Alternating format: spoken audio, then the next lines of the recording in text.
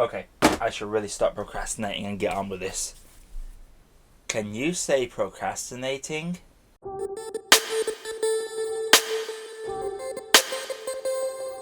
Hello people of YouTube and welcome to the Spikehead podcast for another movie review where this time I'm talking about a film that everyone was surprised to see getting made, Dora and the Lost City of Gold. Directed by James Bobin, starring Isabela, Moner, Eugenio Derbez, Jeff Wahlberg and Benicio del Toro. This movie is based off the Nickelodeon show Dora the Explorer, and this one follows Dora as her parents go away to find the Lost City of Gold, which name I cannot remember, and because she is too reckless and takes too many risks, she is sent to see her cousin Diego in the city, where she has to attend school for the first time in her life, where she is quickly established as a weirdo among the student body. But during the field trip, her and 3 other students, including Diego, are kidnapped and put into a box and sent to where Dora's parents are to try and find them and find this lost city of gold. And of course, shenanigans do go and ensue. Now, before we begin this review, guys, if you like what I do on this channel, feel free to hit that subscribe button. It would really help a lot, and drop a like down below. But without further ado, guys, let's get right into the review. So first things with the positives. This film, let's be honest, no one was taking it seriously when they saw it announced. They thought it was a bit dumb. They thought it was basically kids' Tomb Raider. And it is very much a kids' Tomb Raider film. But I will say the best part of this, weirdly enough, is that they cast Dora perfectly. Isabela just encompasses Dora. It's weird the thing, but if you look at the animated Dora and you wonder what she'll be like in real life, this optimistic, upbeat child, this is exactly what she'll be like in real life. She is fantastic, and the Dora character is written superbly. She's just so upbeat and adorable, and just so nonchalant about things. The jungle's perfectly safe. Just don't touch anything or breathe anything in. She's just a happy character, and just so random and quirky, and she is absolutely adorable.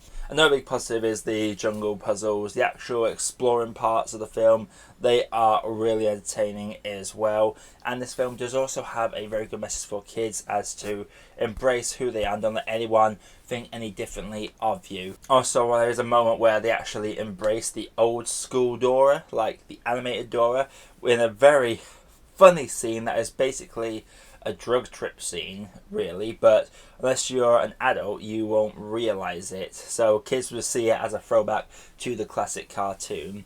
This film is very adorable and very enjoyable and quite funny at times, if not a little bit childish, and that's mainly down to Dora's character writing and how quirky and energetic that she is.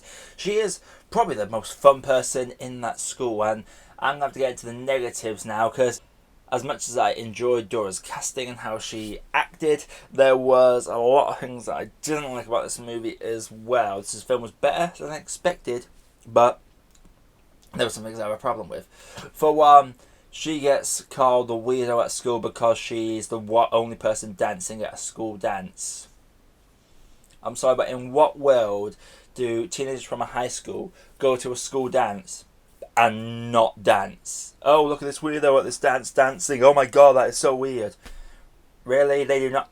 This film does not have a teenager. Obviously, at the show, Dora doing her weird dances, just like a monkey one, an elephant one. But she's loving it. She's going to have a good time this party. The rest of them look bored, yet she's losing for enjoying herself.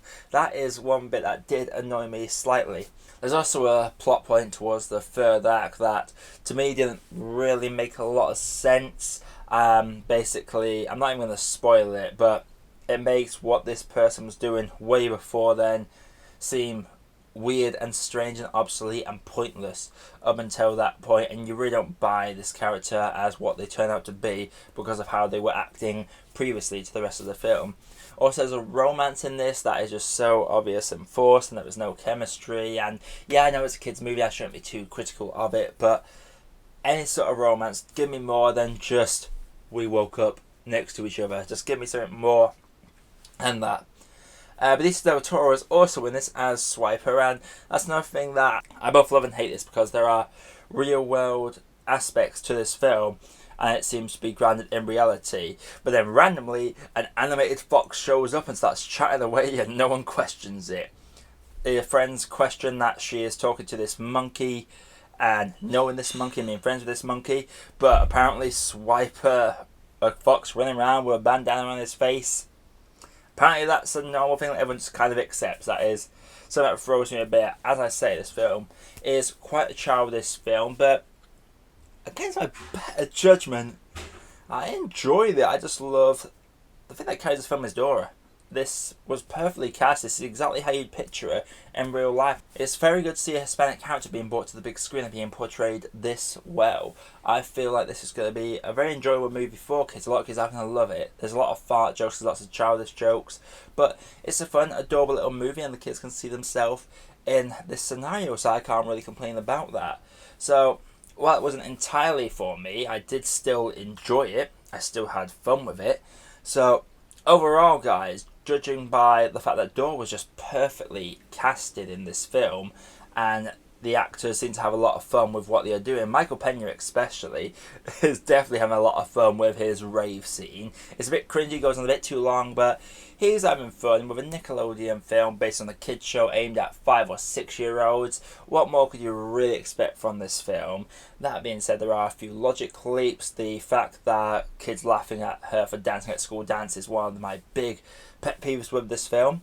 But overall, guys, I would say that Dora and the Lost City of Gold is a film that just needs a bit more sugar. So anyway, guys, Dora and the Lost City of Gold. Have you all seen it? If you have, let me know what you thought down in the comments below. If you do like what I do on this channel, please feel free to hit that subscribe button and drop a like. It would really help the channel a lot. But until next time, guys, this is That Spike Hair Podcast, signing off.